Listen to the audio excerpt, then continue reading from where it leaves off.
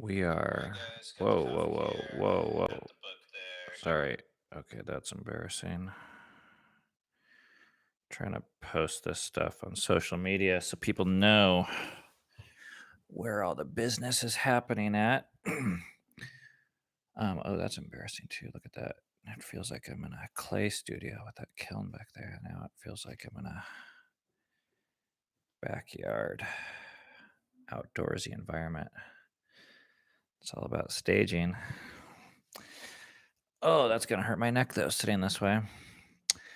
Hey guys, welcome to the Sunday service. Nancy.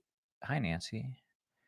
I really enjoy these readings, even though I'm reading the book as well. It's perfect for Sunday. Thank you. Peace, love, and light from Kansas.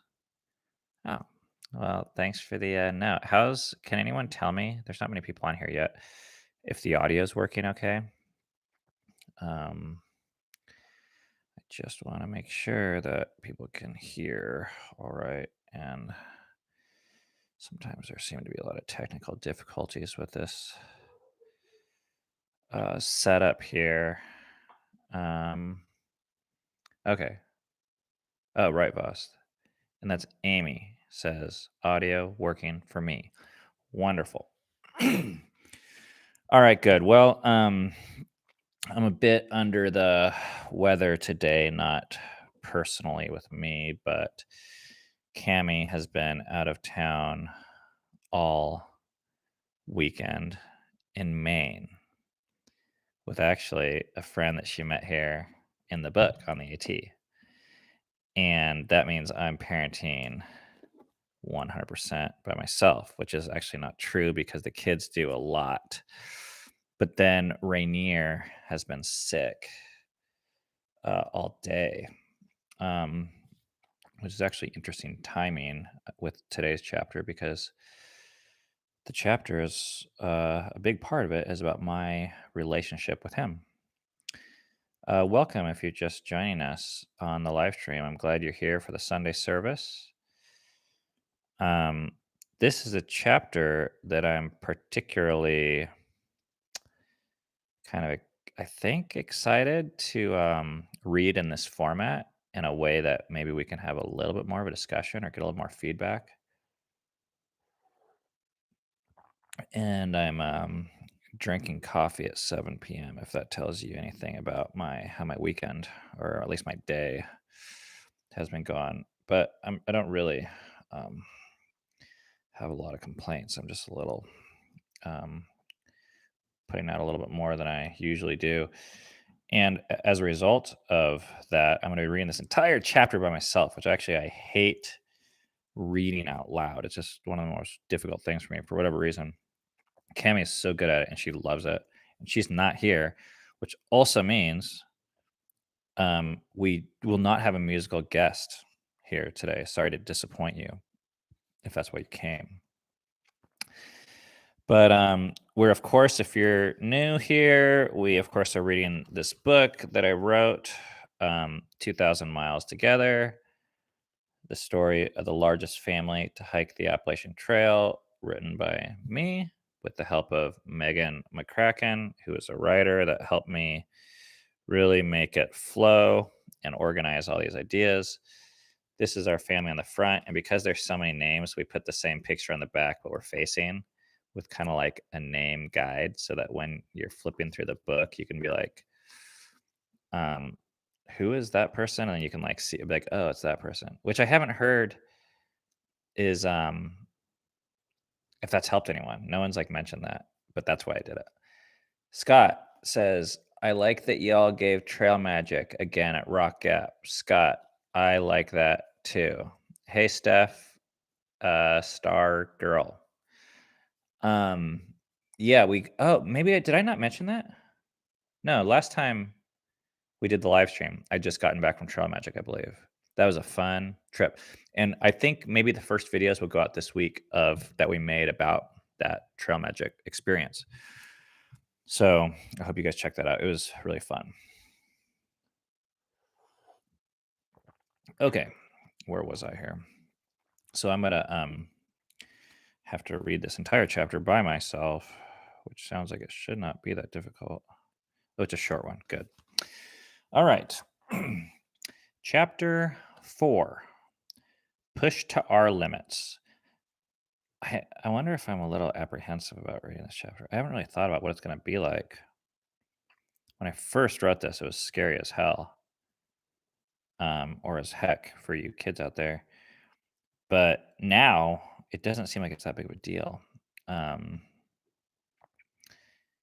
and if you guys have any comments or questions, I hope you just type them in because I'll keep on looking at it. And Steph again says the closest I've ever gotten to giving trail magic is giving rides to hikers. But giving rides to hikers, Steph, is very much appreciated by the hikers, is my guess, and very magical in itself. So I would define that as trail magic if you ask me. But okay, let's start reading and see what happens here, huh? Chapter 4, Push to Our Limits. And here's a little quote from the front. You guys know I'm a huge fan of those. Spent a lot of time picking those out, both in the content, the authors, and the diversity. So if you want to get to know me, I have a feeling if you like look for clues in those quotes, you'll find some interesting things. Okay. This quote is by C.S. Lewis. Surely what a man does when he is taken off his guard is the best evidence for what sort of a man he is. Surely what pops out before the man has time to put on disguise is the truth. If there are rats in the cellar, you are most likely to see them if you go in very suddenly. But the suddenness does not create the rats. It only prevents them from hiding. I will give 10,000 bonus points to anyone that can mention the book that quote is from without Googling it or looking in the back of the book or anything like that. Actually, I don't think I put it in the back of the book. But it's one of my favorite ideas for close to the last probably 25 years is written in that quote. Okay. Let's begin the chapter. That first month on the trail, there were several constants. It was cold. It was hard. We were tired. I'm thinking about this reviewer. The latest review I got on Amazon was a 1-star review, and the person's talking about, they said they only got through a quarter of the book before putting it down. And they said it's so monotonous and boring. And I'm like, I can't tell if that makes me a good writer or a bad writer, because the fact of the matter is, it was super monotonous and actually boring in that it was monotonous. And it was really hard to write about, actually. I wondered if it was too painful to even for readers to get through. And my writer kept on assuring me and saying, no, it's not. But evidently for this 1-star reviewer, it was. I'm going to start over. That first month on the trail, there were several constants. It was cold. It was hard. We were tired. And Rainier cried. With 6 kids, Cammie and I were no strangers to toddlers and temper tantrums. When I was first learning how to be a parent, I had all sorts of ideas about why kids threw tantrums and how to discipline the tantrums out of them. Then, about a decade ago, I got some parenting advice from an unlikely source, my 12-step sponsor, William. He asked me a question I hadn't considered before. What if when your kids cry, you just hold them? His advice was to simply be there for the kids, not to try to stop them when they cried or threw tantrums, but to simply hold them, to be comfortable in accepting exactly where they were at in all of their messiness. It forced me to ask myself what I was trying to solve by disciplining them when they cried. What if the tantrum wasn't good or bad, but just an expression of the child's emotions? Emotions that they're not equipped or motivated to hide yet, like us adults. It was the first time I'd considered anything like it. I followed his advice and began simply holding the children when they erupted with emotion. To say it wasn't easy would be an understatement. In fact, it was one of the most painful exercises I've done in my adult life. But it was also revolutionary. It completely changed how I viewed my kids' expressions of their feelings, as well as my own issues that came up being around them in these states that I just previously deemed as unacceptable. Um, okay. Looks like there's a fun conversation between Scott and Steph Girl. Don't want to interrupt. You guys carry on. Um, I want to talk for a minute about this holding kids while they're crying business because it really was difficult. And we gave it like 2 or 3 paragraphs in the book, but I feel like it deserves a lot more of a story. Scott says he's actually listening. Well, you can do both. I'm not offended at all. Um, and I mean, the backstory is like my sponsor told me to hold my child, and like I didn't want to. I thought about it for probably 6 to 12 months, but even just the thought of it was so revolutionary because no one had told me that. All the advice at this point was directed on how to quote unquote deal with a child with a tantrum, meaning like more or less end the tantrum, not come to peace or come to terms with yourself and why you can't handle the tantrum. And so it was really so scary. And I probably spent 6 to 12 months just avoiding the exercise altogether. And then when I tried it, I probably tried it for like 30 seconds, maybe 10 seconds or like a minute seemed like a mega big deal. And now I would say I could probably do it more or less, not indefinitely, but I mean, we're talking now close to 12 years later that I've started this exercise. And very simply, and I don't want to preach too much, but this is the Sunday service, and we're all just here enjoying life. Very simply, to give away the punchline, what I learned in that whatever I wasn't able to accept in my child are really things I was not able to accept about myself. So if I am pissed off at my child for being quote unquote emotionally out of control, it's because I have some identity of myself as if I'm some emotionally in control guy. When in reality, I'm not really, but I think of myself that way and I like to project myself as that. And if I'm not, I kind of spend time covering that up. So that's a whole lot of work as it turns out. And it's really creates some limitations I wasn't aware of. And as I started to work through these issues, with my child as kind of this example, it allowed me to accept myself more. Um, oh, ER71.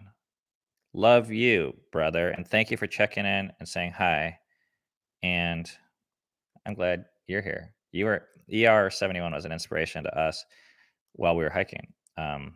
We heard stories of him and got comments from him numerous times. And he himself has his own AT series. And it's quite a badass in my perspective. um, so, anyways, okay, that's all I'm going to really say on that, except for this was such a revolutionary thing for me and my parenting to even just have that on my radar. Um, that being present with a child is possibly a much more quote unquote manly activity than ending some sort of emotional outburst or whatever alternative goals might be. It was certainly more difficult for me. um where was I? Heading onto the trail, I felt as well trained as I could be in being there for my kids in the full extent of what they were thinking and feeling. So it was a rude awakening when I found myself twitchy, anxious, even impatient when Rainier cried in his backpack. I just wanted him to stop. His crying wasn't just a typical toddler tantrum. He had those too. If we broke a granola bar when he wanted the whole thing, or if he wanted to hold the milk himself, and it's weird. I wouldn't even call those tantrums now, to be honest, but that's the language we're given as parents, so we run with it. But the crying, because a tantrum is almost, it's a way of, hey, Wit, Rachel, welcome. Um, a tantrum is almost a way of demeaning someone's feelings, I found. So I don't even prefer that language anymore. Um, he was deeply uncomfortable and didn't know any other way to express it. Just like us, his day to day existence had completely changed, but unlike us, he had no idea why. It was hard to see him unhappy, and even harder knowing it was largely due to the cold. It broke our hearts. In Georgia, we traveled through enough land features called gaps. There was Gooch Gap, Woody Gap, Neil Gap, Hog Pen Gap, Low Gap, Deep Gap. I'd never heard of gaps before this, actually. And as you guys were talking earlier, Rock Gap was where we did Trail Magic, and Winding Stair Gap was right after Rock Gap, and 20 more. Gaps are encountered when you descend one mountain and are getting ready to climb another, creating a low point that essentially acts as a giant wind tunnel with the coldest wind. Picture walking into a giant Costco refrigerator, but instead of a refrigerator, it was a freezer with like a blower on you. It was 2 or 3 times as cold as that. The cold was a big trigger for Rainier, and through several of the gaps, he cried continuously. To him, the wind was a random, cruel enemy, and he had no idea when it would stop. As much as we felt sorry for him, his crying made what was already a miserable walk become unbearable, especially for me carrying him. So when he's crying, I explained this in the book. I don't even do explain this. When he cried, his mouth was about 4 inches from my ear. Coming down off a hill, we wanted nothing more than to rest before heading up the other. But the sub-freezing wind made stopping impossible. If we stayed still, we would literally freeze to death. The wind chill easily subtracted 20 degrees, which when the initial temperature is 25 degrees is dangerously cold. Rainier's crying hit Cammy hard. She'd ask, "What are we doing? Should we be exposing our baby to this? Is this worth it? Is he being traumatized?" We'd taken flack from all directions for taking a baby out on the trail. "Why bring Rainier? He won't even remember it," was the common refrain. It wasn't just that we wanted our youngest child with us. Cammy and I genuinely believed that the trip would be valuable for Rainier, himself as a person. We believed he would learn and grow in ways that couldn't be matched at home, especially in such a rapid growth period of his life. The trail would make a lasting impression on his development. At least that's what we told ourselves before we started. And we did see flashes of this instinct being validated throughout our hike. Rainier seemed to pick up words and motor skills incredibly quickly, and other hikers constantly mentioned how smart he was, how well he could speak for his age. Who else is here? Courtney and Mister. Christopher. Hello to my favorite hikers. Wow. Is that me or is that ER? I hope it's maybe you have multiple favorite hikers. Christopher says he thinks Rainier will appreciate the hike when he's grown. You know, it's weird. He already wants to go back to the Appalachian Trail, and I don't want to say that as like a trump card to be like, "See, I told you, haters." It's weird, like how little kids remember sometimes of things that are like really difficult not that long ago. Um, Maybe that's trauma where we actually block it out, and maybe that's just life. It's hard to say, actually. Um, okay, but with all that being true, Rainier was still a 2-year-old sitting still in a backpack for hours each day in freezing temperatures and unable to move or stretch. He was chilled out and happy a lot of the time, but when it became too much for him, where the rest of us could complain and swear, all he could do was cry. And in those moments, we felt our confidence that we had made the best decision for our toddler drain away. On one particular day, the piercing, merciless wind pummeled Rainier as we walked through a gap in the mountains. We felt helpless. There was nothing we could do but watch him suffer. This made Cammy, in particular, feel like a terrible parent. At one point, it overwhelmed her. Everything felt out of control in this freezing, windy place. She started to melt down along with Rainier. Speaking about that dynamic, man, it's such a hard question to ask, like, who is a qualified parent and who is a good parent and who is a bad parent? What does this mean? Because I feel like if you're an honest person, at least for me, I have to say there's I mean, some people on the internet are saying like, you guys are the best parents ever.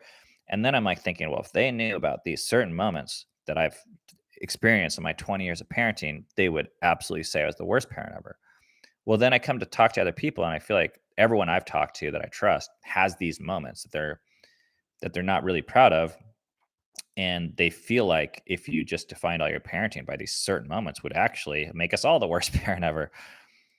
Um, so one of the things that Cami and I like, at least I use as a tool, is with this goal like the Appalachian Trail. It was almost like, ah, Cammy's on here. Hey, babes, look at that. Oh, I'm doing great, she says. Cammy, I miss you. I wish you could be here to read and play your guitar for me. You're on Kate's account. That's really weird. Ha, man. Okay, I need a minute. I wasn't expecting her to pop on like that. Um, but I haven't seen Cammy in like 3 days, which is a long time for us. Where was I? Geez, that totally threw me off. Um, um, um, where was I? Don't remember. Oh yeah, we all have these moments. And there was these moments like where the kids are crying, and if I just look at them crying right now and I'm like, "Oh, I'm responsible for them crying," it'd feel like I was the crappiest parent on the planet. But if I step back and look at what this is doing over the course of 2, 3, 4, 5, 6 months, I would feel like, "Oh, maybe if I focus on that, I feel like I'm a good parent, but not when I'm focusing on just the moments the kids are upset or sad." Anyways, if that makes any sense. But I think that was actually more natural for me to do than Cammy because I'm very naturally big picture for whatever reason. It's hard for me not to be. Um, and she's a mom and all that.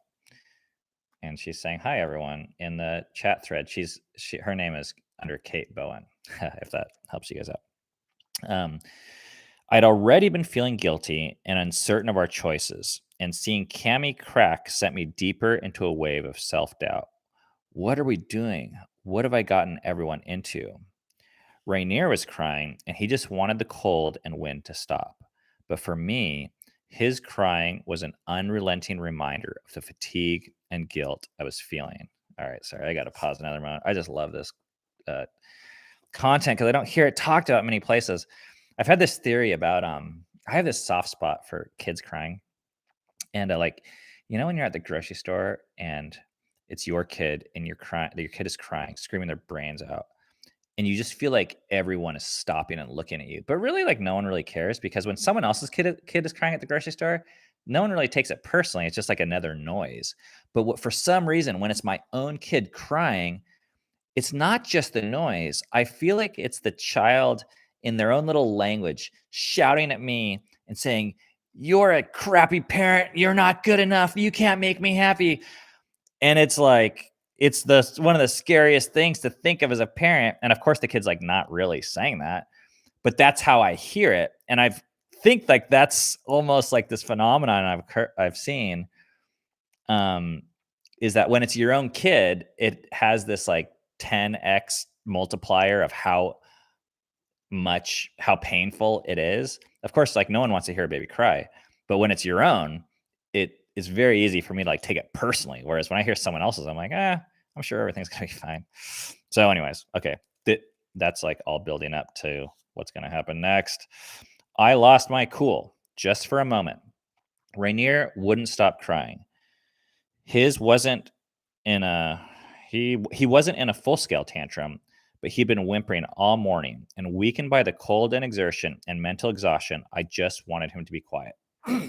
So, after pleading with him numerous times, I reached around my shoulder and flicked Rainier's lip with my gloved hand. But Rainier didn't stop crying. I had made it worse. We kept walking. I could feel Cammy. Now, if you're one of those people that's like, this guy is such a jerk, he's an asshole, that's kind of the point, but you got to hang with us here for a second. But Rainier didn't stop crying. I had made it worse. We kept walking. I could feel Cammy staring at me. I played the scene through my head again and again. At first, I justified it. What else was I supposed to do? We were all at the end of our ropes. How was I supposed to lead? I needed to keep our group moving to be safe, and I couldn't do my job with a toddler screaming in my ear. Was the cold just too much? Was it a mistake to bring him? But the more I thought about what had happened, I realized I could never take it back. I felt sick to my stomach. As the wind died down and the minutes wore on, I realized that I'd made a huge mistake. Rainier couldn't stop crying. I had failed him. I had failed myself, and I had failed my sponsor, William. That was an opportunity for me to hold Rainier, try and understand him, and just accept him. He wasn't throwing just another temper tantrum. You know what's crazy about, seeing that? Is like when I say instead of flicking him and we're in this cold ass gap hiking, supposed to be making miles, supposedly. And then I come to the conclusion that was an opportunity for me to hold Rainier, try and understand him, and just accept him. When I took on this challenge of, everyone's freaking out about Cammy. Babes, you like listening to me? Oh, that's wonderful. I like that. It's nice to have the fans out there, Um, uh, when I set out this challenge for myself to hold the small child while they were crying, who actually wasn't, it didn't start with Rainier, it started with Filia or Memory, I believe. It never feels like there's time to do this. Like these kids' temper tantrums always come in these times when I feel like I have something super busy and important going on. So to stop and hold a child for these screaming spells, which could take 30 seconds or it could take an hour. Some of them took long periods of time. It really felt very derailing and very non-productive and really almost like less important than what I was trained to think was important. So even on this hike, though, it kind of comes at this ultimate example of like, here we are, we're supposed to be like hiking and making miles. But I had wished now with my perspective now, and I'm like, man, when you get older, I feel like you could see things like what's important, priorities change a little bit differently from your vantage point. And I'm like, man, if I had the choice of just making that extra, what, tenth of a mile, half a mile, or just stopping, holding him for 5 minutes, 30 minutes, 20 minutes, 10 minutes, whatever, at this time period, I wish I would have done that. That's up.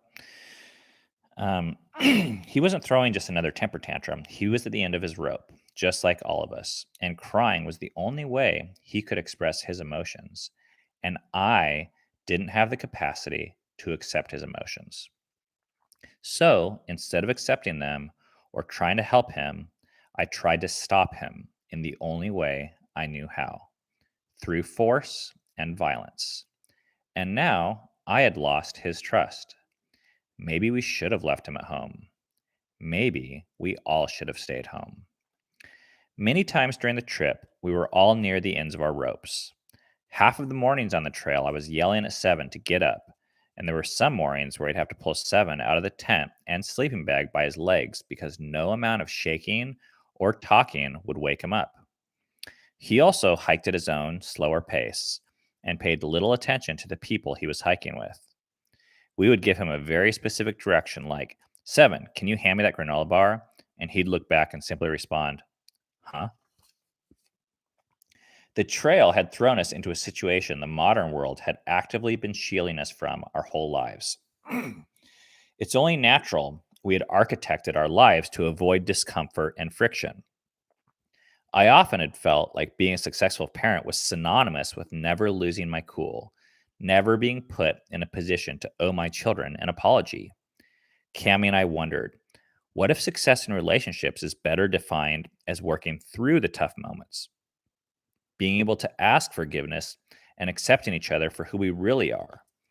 After all, our closest. So I want to pause for a second and say two things. One,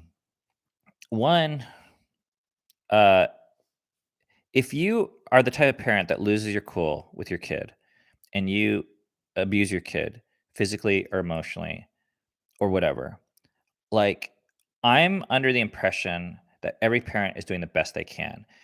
And I think it's really important to not pass judgment on others or ourselves, even though we aspire to be better parents. Because I think the judgment itself actually makes progress, it impedes progress. So while it sounds nice to be like, oh, I suck. Oh, I do that all the time. And some of you guys watching this may even be thinking this, I don't know, where you're like, oh, that's not even possible. I can't handle my kid's emotion. I think it's huge progress to even just acknowledge that and to say that without judgment, it's really hard for me to handle my kid's emotion at certain limitations and just sit with that. Don't judge it. Don't have to um, be condescending to yourself or accept condemnation for other people, and just be okay with that. Um, and maybe wonder, like, what would a next step forward look like for you or for me, has been really helpful for me, because everyone, I think, kind of feels like crappy parents in a way sometimes, if they're honest. Um, and Was I going to say something else? Eh, we'll see. Um, if our goal is to always perform well or never lose our temper in front of others, it means that when we find ourselves in the vulnerable moments, we're alone.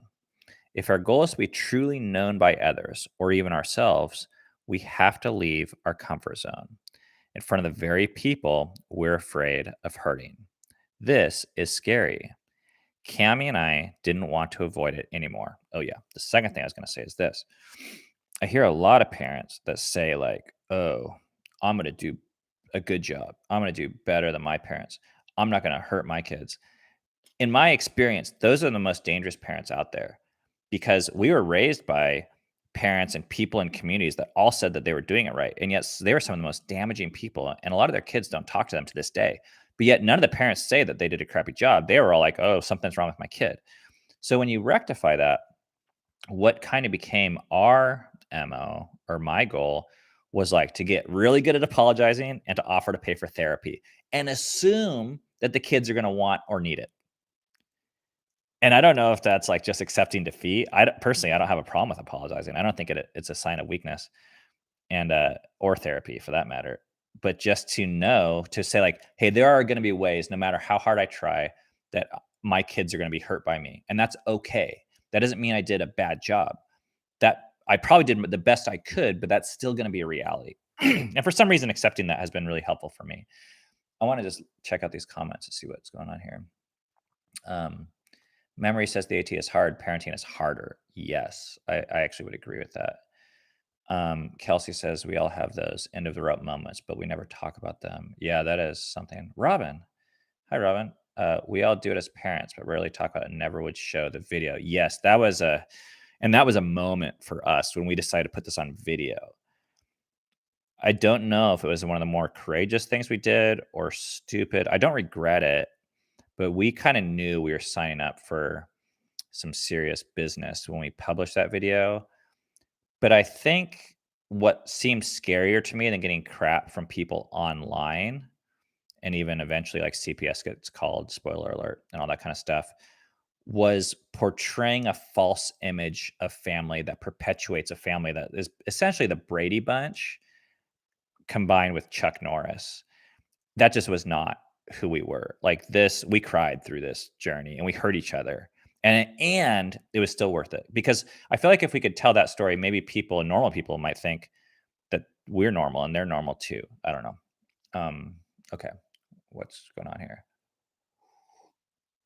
Robin says she had to make apologies to her adult children. And I think that's really a cool thing. You put what is that? A straight emoji, but I think that's a happy face emoji for me personally.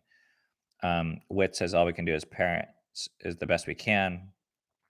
Kelsey says my parents never apologized to me, but you apologize to your kids every day. I think that's really cool. Okay, cool. I love reading the comments, guys. I'm going to keep on going because I need to stay disciplined. These beliefs had been part of the calculus that brought us to the trail. But now I wasn't so sure about those beliefs. Now I was wondering if I had gone too far. On the trail, for better or worse, we were with each other 24/7. We'd come out to the trail to pursue this closeness. But now that we didn't have any other choice, we wondered, did we really want this? We could see the tensions mounting everywhere. Each member of the family expressed their frustrations and discomfort differently. Dove incessantly wondered aloud about her friends back home. Eden kept a loud verbal tally of how dirty her clothes were and how long it had been since her last shower.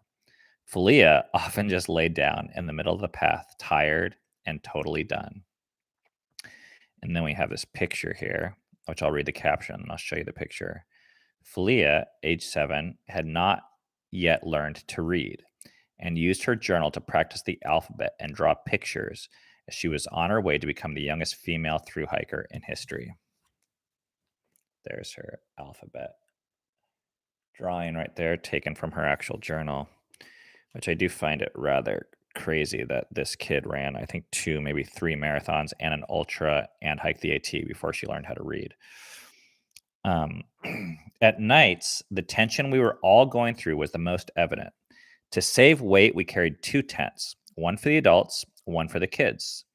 The adults slept in a 2-man tent, and all 6 kids slept in a 4-man tent, the largest backpacking tent on the market.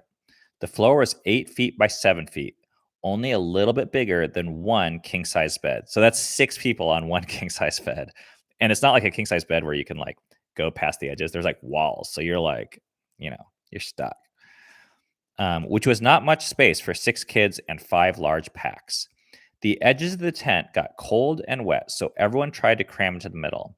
The walls were paper thin, so we heard the fighting before bed, sometimes for up to 30 minutes. 7, stop pushing me. Whose foot is this? Memory, scoot over. The kids would constantly complain about how much it sucked to be in the tent together every night. Most of the time, it was edged with laughter, but when the tension mounted, the laughter diminished. If we were camping on a hill all night, they'd slide around. Sticks and rocks would poke through the tent floor, making it so they would have to rearrange often in less space than the tent even had. At the start of the trip, in the cold, the 3 kids sharing the down quilt were always in a war to make sure they were the most covered up and didn't have exposed skin. During the end of the trip, when it was getting warmer, they were in a constant battle to make sure the quilt was nowhere near them. There was constantly condensation that would drip to the tent floor edges, soaking any sleeping bag or person that was near the edges.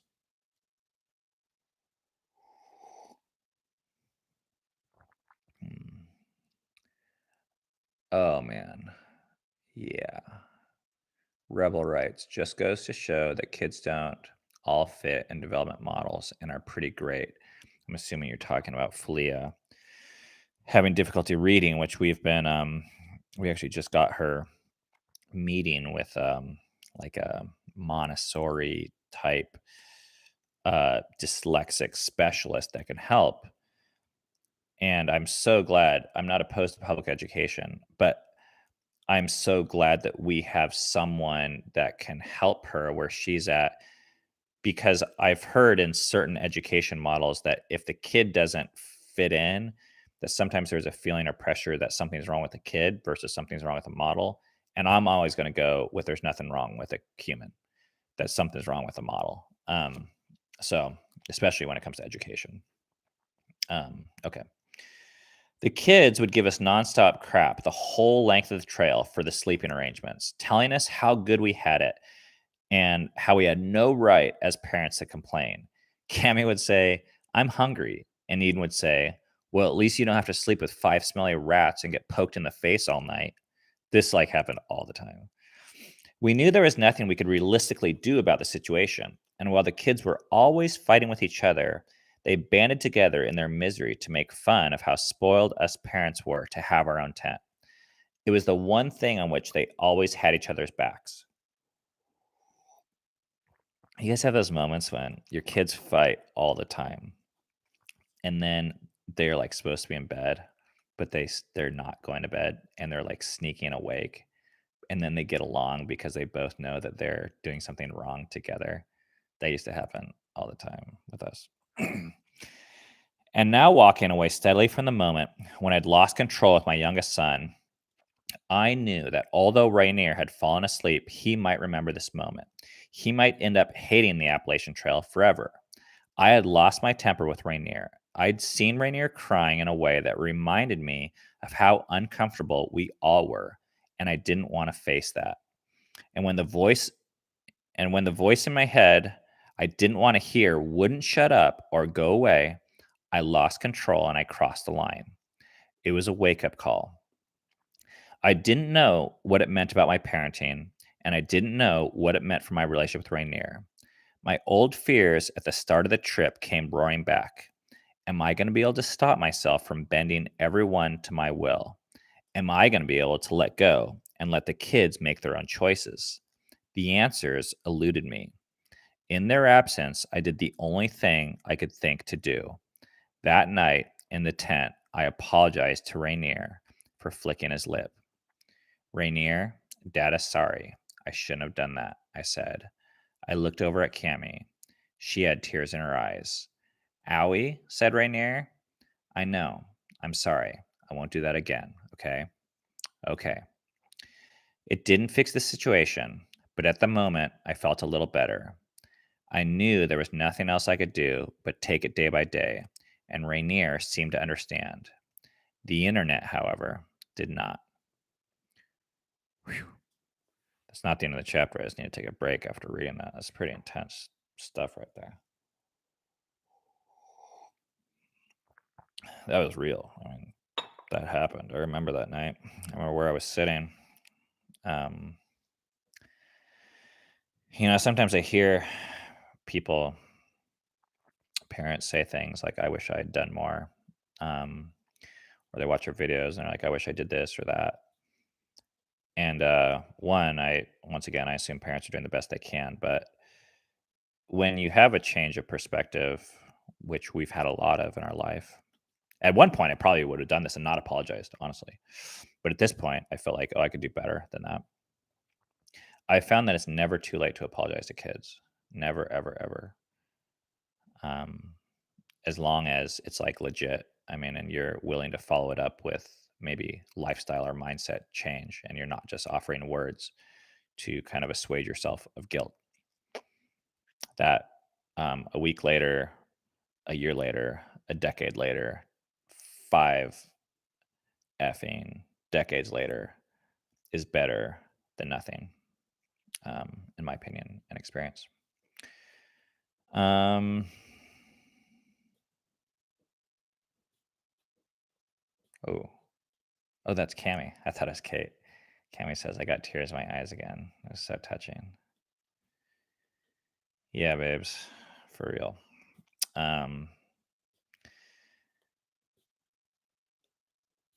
Cammy says it's important for kids to see how we handle our mistakes. Yeah, and even beyond a definition of mistakes, I would say just that it's very natural to grow.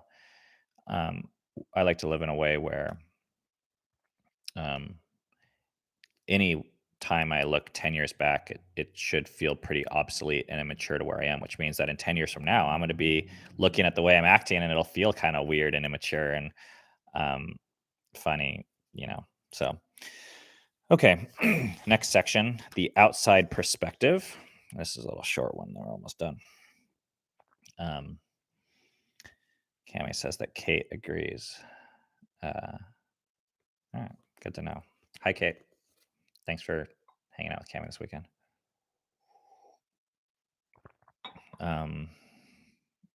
Is it?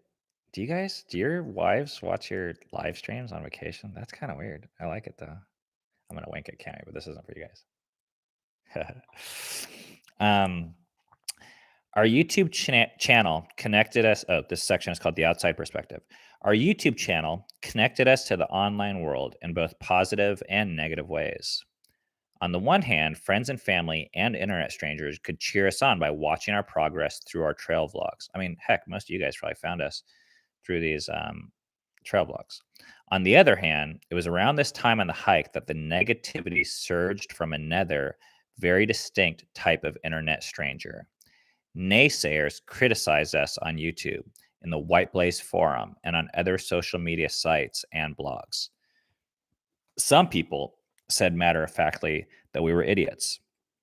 They insinuated that it was child abuse to force a baby to do something like this. They said we should have at least left Rainier home with Hominy and Papa. You can call me a coddling parent or whatever, but I do think kids need more comfort than hiking miles through snow and freezing temperatures day after day. That's a quote from a guy named Smack Bork. Apparently, they don't believe in birth control, so they'll probably be pregnant with number 7 soon. Anyway, if they expect to get very far, they will have to send the 2 youngest to foster care or go home for a while and wait for the weather to improve. That's a quote by Slow Going. To be clear, in the latest video, the father did flick the 2-year-old in the mouth, hard enough to break skin, because the toddler wouldn't stop crying. That's abuse. They had the toddler's pant leg tied off to try and keep the child's feet warm, causing the pants to fill with moisture while walking all morning in the rain. A 2-year-old can't express pain or exhaustion properly, and hypothermic reaction just looks like a sleepy baby to these people. Then, when the trail is too much for the kid to handle, crying leads to being punished in a painful way. That's endangerment. I ever see someone treat a 2-year-old child the way these people are, and I'm going to lose my cool real quick. That's a quote by Richard. Let's see what the comments say. These guys were ducks. Christopher says, I personally think you writing this book was probably the best thing you could have done for yourself. You self-helped yourself, and that's great. Not all of you. Oh, man. Yeah. Yeah. It was, I helped myself a lot from writing this. We could understand some of the frustration and backlash that was coming. And although we agreed that the actions I had taken toward Rainier were harmful, we've never bought into the belief that underpins some of these comments, that because bad things like this could happen, the entire situation should be avoided. We had hoped that through the ups and downs of the trail, we would all learn together, adults just as much as kids. Extreme weather held lessons for us all. There were a few other underlying cultural beliefs that ran through the comment threads. One was that if you're not giving your kids the most comfortable life you can afford, you're a bad parent. Regardless of how present or caring you are, you're not loving your kids if they aren't as comfortable as modern conveniences allow. Another was that kids should only do age-appropriate activities. But the biggest one was the reaction to our decision to share about what happened on our vlog. And it's a mistake to talk about making mistakes. It's a concept Cami and I completely reject. How can our kids be confident in any action or decision if we hide from them what it looks like to take risks, mess up, and if necessary, apologize? When we apologize, it gives our kids permission to take risks. When we let them see our successes and failures, our strengths and flaws, it helps them feel less alone when they have doubts, difficulties, and regrets. I will say that this principle is also really true, I have found, in adult relationships. I actually probably mostly learned this in 12-step groups and in my marriage partnership, where I don't know if it's just as a man or what, or how much that plays into it, but I found it extremely difficult to share even business failures with Cami, my partner, and I always thought that if I shared them with her, she would like look down on me. And then I don't know when it was, 5 or 10 something years ago, maybe more. I would share them with her, and then I realized not only did she not look up to me, but she found it like created more intimacy. And she like not like looked up to me necessarily because of it, but she felt I was more relatable. And it was like the strangest phenomenon when I was like, okay, I'm going to share this, and then you're going to like lose all respect, and like always did the opposite. And I found that with our kids, that they're all struggling with their own little failures. And when we make failures as adults and then we cover it up, we're really, man, I know it's hard, but there's such an incredible opportunity there. I found that our kids, like, they will see you not as a superhero, but as a human and possibly more as a friend. So anyways, all right, I'm just checking up on these comments here.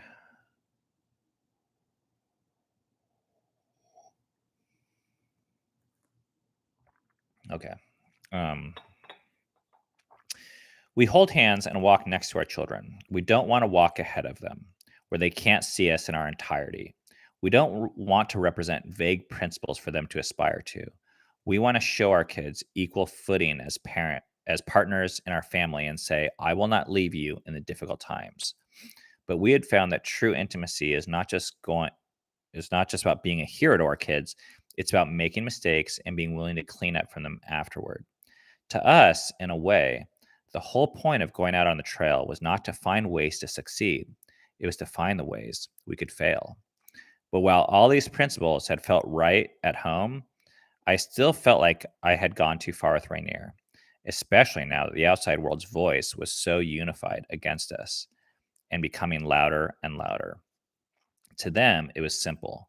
We should have never started the trail, and we should quit before things got worse. Our confidence was shaken. We didn't know anymore if we could handle the ups and downs of the experience. Little did we know that our biggest test was just ahead. Dun dun dun. I did it. Read the whole thing. Good job, me. I'll give myself a little affirmation for doing that. I actually feel okay about it too. That was kind of fun, given the context. One of the things I find really crazy about this was we we posted this video up and people acted as if we were like bragging about it or trying to make money off it. Well, first of all, we weren't making any money on the videos at this time. Second of all, I called the video like worst parenting mistake apology. I mean, the video had mistake in the title, like, which is really kind of a bummer thing that not only are we not allowed to make mistakes, but we're not allowed to talk about them. And I don't know. I guess one of the things I've learned is, oh, Eric's on. Good read. Hey, Eric. I guess one of the things I've learned is that parenting or parenthood or relationships, whatever you want to call it, are very rarely should they be defined by one event or moment. It's kind of this conglomeration. So while we have these things, for me at least, that I'm like ashamed of doing, like an event or a time period or a thing that I did, it doesn't make like one thing like that. I don't think makes me a crappy parent. To me, what makes me a crappy parent is not being willing to maybe learn or want to grow or move beyond it. And part of learning and growing beyond it is accepting it, being honest to people about it, asking for help, getting opinions, and moving the heck on. Sorry, it's really hard not to be swearing right now because I'm wondering if maybe there's kids watching. That bad words are not good for kids. I hear, but um, okay. Do you guys have any other things you want to talk about in regards to this particular topic? I really wish, it's unfortunate to me that I had to go to 12-step groups, which is, for those of you that don't know, that's places like Alcoholics Anonymous where people are um, joined based on addiction. I had to go to a place like that to find people that were actually vulnerable and honest about the mistakes or regrets that they were making in real time. I never heard about that in the church. I heard about it in vague terms. We were very active at the church most of our life, and people would say things like, nobody's perfect. But that kind of implied that, well, we're pretty damn close. Or those of us in this building are better than those of us outside the building. Well, in 12-step circles, I heard people just lay it out there. And they're like, man, I have this regret from this week. And let's see. Robin says, I wonder if they wanted to tear you down because you have achieved some measure of success. I certainly think that's possible. Ben, I lived next to you for years and you're a great dad. It's Ben the bot. Who is that? Is that Ben that lived in this house? Man, I'm really curious now. um, so where was I? Yeah, so I had to go to this 12-step group, but it was so valuable for me to have a place where I could just be honest, not about what type of parent I wanted to be, but I could be honest with myself and the people around me. Oh, it's Ben that lives here. What's up, Ben? Man, it's good to hear from you, man. I saw your brother, I think last week or the week before, Matthew. And if you don't have that group of people, um, it's really hard to find, but sometimes you just get it by just going for it. Okay. Amy slash Right Vass asks, it was a journey, literally, and a journey of rediscovery, Cammy with family stuff, and you with your faith and friends. You resisting bending your kids to your will shows growth in an extreme situation. Yeah. Yeah, I mean, I guess for those of you guys that know that the book, it was kind of weird. Like it was about the trail, but it also wasn't about the trail. A lot of it is very metaphorical for I've learned like what like I feel like a lot of books are written about the trail actually. Like, and I don't think I could do a very good job describing the rocks and trees as much as some other folks. But for what it did for me and the relationships and our family, I've like that's what I care about writing about. Um, so Um, all right. Well, I want to tell one more story, and we'll see if you guys want to talk a little bit more. I think I have at least 5 minutes. Um, in regards to kids crying, my perspective has really changed. I think I used to see crying kids and parents as just I don't know. I don't know how I saw them honestly. Maybe you can conjure something up from the book, but for whatever reason, the last couple of years, I've gone on these plane flights, and it's happened 2 times. The last time was Cam and I were flying back from Florida, and there is some parents next to us, and these poor kids, their kid was just screaming their brains out, and, um, and it was I could tell, like, it was their first kid, and they were, like, first-time parents, and the kid was, like, 1 or something, and the parents, not to judge, but had, like, tattoos and were dressed a little scrappy, so I was like, I don't know what I thought, but they seem to be having a hard go of it. And, when you're on an airplane, everyone's just, like, looking at you as, like, "Shut that kid up. What's up?" Um, and so the snack person comes down, and I tell the people that with the crying kid that were sitting next to me, I was like, "Hey, um, I'll buy you, like, a beer or any snacks you want." Which for those of you that know me, I do not buy snacks on airplanes, like, $8 pretzels, no way, no how. But for whatever reason, I just wanted to do it, and the mom and the dad, actually, I think they both, like, started, like, crying. Um, and I don't really know what that was about. I just think it's a really vulnerable time. The same thing happened when it was another weird story where there was a lady behind me on an airplane, and her kid was crying the entire flight, and I turned around, and she was like the second I turned around, she was like, "I'm sorry." And I was like, "No, I just wanna let you know, I think you're doing a great job." And, it turns out I actually knew her, she knew me because she said, "Oh, are you Ben?" or something, and I was like, "Oh, yeah." It was really this weird moment, but, it's, starting off with that C.S. Lewis quote about, the lights. When you go into a cellar and you turn on the lights, it doesn't create the rats, it just shows what rats are there. I think when kids are crying and we're feeling these emotions of like, am I a bad parent? I'm angry. Like what is this thing? Like I've just learned to sit with that a little bit more than I used to be able to. I used to want to shut it up, put kids in other rooms, say to the kid, you must be tired, which is complete bullshit. Like, are they really tired or are you just not able to handle them? Like, let's be honest about that. Okay, you guys got me ranting. What do we have in the comments? Um, Christopher says he hiked the tea with us on his couch. Kelsey says, thank you for doing this Sunday service. For years, I felt pressured into getting back to going to church, especially from my family. Kelsey, you're not going to feel that pressure from me. Um, Carolyn says, in the book, you didn't write about Woods Hole Hostel, but then in one of the kids' journals, they reference it. Now I'm curious, did you stay there? What happened? We did stay there, Carolyn. And some of the kids liked it, some of the kids didn't. Um, but there's a lot of hostels we don't talk about, and there's a lot of people we don't talk about. The book is not a comprehensive journal. The book is like some key moments and themes that we could string into a story arc and narrative, which was very hard to leave some stories out. Um, Kelsey says, when I found your channel, I gained some more confidence in doing faith, religion, belief my own friggin' way because they saw you doing it your way. I'm really happy about that. I love it.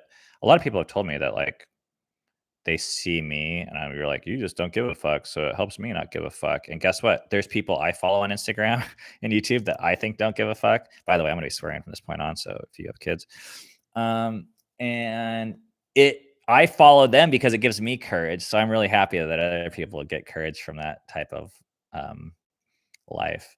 Allison says, joining from Moscow. So thankful you're taking this time to share your book and experience. You're welcome, Allison. Thanks for taking the time to hop on a Sunday night and comment. Um, okay, now we're talking about crying. Rebel says the most stressed time in a parent's life is when they cry in a store or plane. I adopted kids, and the first time they cried in a store, I grinned like an idiot because it was the first time natural with me. Oh, interesting. Because of the adoption. I'm guessing you're saying. Um, make another book with all the left out parts. Oh man, I do not think that'd be a good book. Karen says I haven't watched the vlog, so maybe I should. Yeah, I'm thinking, was there a Woods Hole vlog? I don't remember because we vlogged 5 days a week. And for some reason I'm not remembering a Woods Hole vlog, although there might have been. All right, guys. Our hour is up.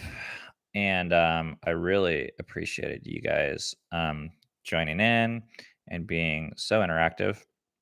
One of the reasons I did this is just to connect with readers and be able to dialogue more about these stories and ideas that I spent so much time thinking about myself in my own head, that it's nice to finally hear from people like and talk about it like we're humans. Um, and Next week we'll be back. I believe I'm really excited to announce a special musical surprise guest that we'll have back with us next week. I can't tell you who it is. You have to come back next week to find out who. And I left you on a cliffhanger, so we'll be going over chapter 5. The title is Into the Blizzard. And if you want to buy the book, you can buy it on Amazon. You can buy it on our website, and it helps us out more. We make a lot more money. You can also get the audiobook on Audible. And if you do that, there'll be interviews with the kids after every chapter. And if you want to support what we're doing, and you already have the book, you already bought the book, it really helps us out if you leave a review on either Amazon or Goodreads. And we actually read the reviews. So, like, you might as well leave a good one. But if you don't have time, you can leave a crappy one. I don't care. Just honest is all we ask. Cami says bye on thing. Oh, ER says, thanks, Ben. You did awesome. Always enjoy yours and Cami's thoughts. Thanks, Early Riser. It was, I'm glad you joined us. And Kelsey says, see everyone next week. So thanks, guys. We will see everyone next week. Finally, Evelyn says, can you get the kids to put together a children's book about their experience? No, I cannot get the kids to put together a children's book. You can ask them. You can mail a letter to them and ask them, but they don't really listen to me. I mean, I can say like, hey guys, do you want to make a children's book? And they'd look at me and be like, Dad, we got stuff going on. Uh, so good luck with that if you figure out a way. Eden has like written something, but man, it turns out writing a book is not easy. So I've tried, but I can't. Um, so anyways, let me know if you make progress in that area. Thanks, guys. I'll see you guys next week. Thanks for joining us. Bye.